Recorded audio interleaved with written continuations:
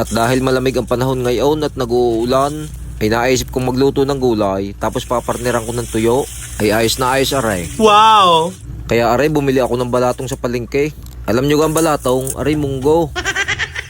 At ako'y bumili din ng kalahating kilong buto-buto ng baboy.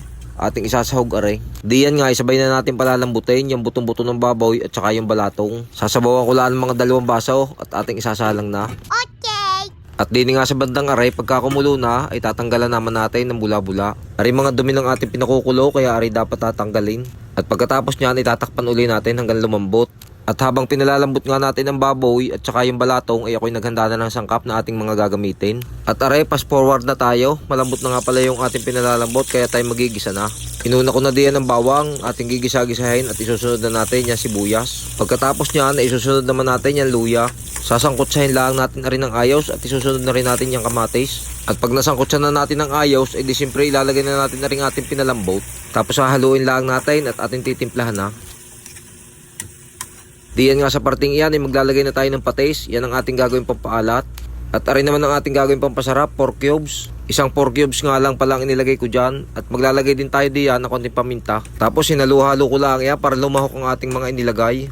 Ako nga pala magdadagdag pa diyan ng mga 2 baso pang tubig. Tapos tatakpan muna uli natin hanggang sa kumulo. Aray nakulo na kaya binuksan ko uli. Sa parting aray maglalagay na tayo ng sutanghon. Kayo naglalagay din ng garni sutanghon sa munggo. Ay kasarap, subukan nyo rin ng garni luto. Tapos lalagyan nyo rin ng buto-buto ng baboy o kaya pata ng baboy. Ay ayos na ayos. Ayaw, di ma.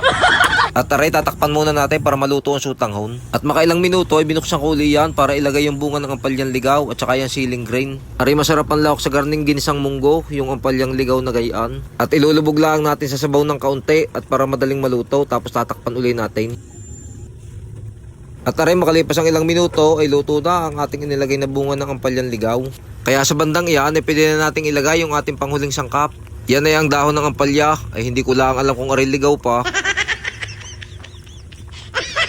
At matapos nga nating ilagay, halo-haloin lang natin ng konti at luto na yan. Okay. At aray, luto ng ating masarap na ginisang munggo na may buto-buto ng baboy at saka sutanghon. Siyempre, magluluto tayo ng kapartner niyan. At walang iba kung hindi aring paborito namin tuyo, si bisugo. Sa palengke nyo kayo may nagtitinda ng garnin tuyo, bumili kayo, tikman nyo at ang sarap. Masarap din na rin sa umaga tapos may sinangag. O kaya sabaw kape sa kanin, tapos garni ang ulam, tuyong bisugo. O kaya ang isa pang tawag din ay tulisang pugot. Ay kasarap din nga ang ulam lalo't nag-uulan. At din nga sa bandang are, sumandok na ako. Gutom na daw mga kasama ko din Gawa nang naamoy nila ang pinipirito kong tuyo, kalakas makagutom. Ayaw, di ma. At aray, nakahain na nga din sa lamisa, kain muna po tayo. Aray nga pala ang aking ginawa sa usawan, sili at saka suka. Ayos na ayos aray. Bintog na naman ang butse. Ay siya, bukas uli at maraming salamat po lagay sa inyong panunood.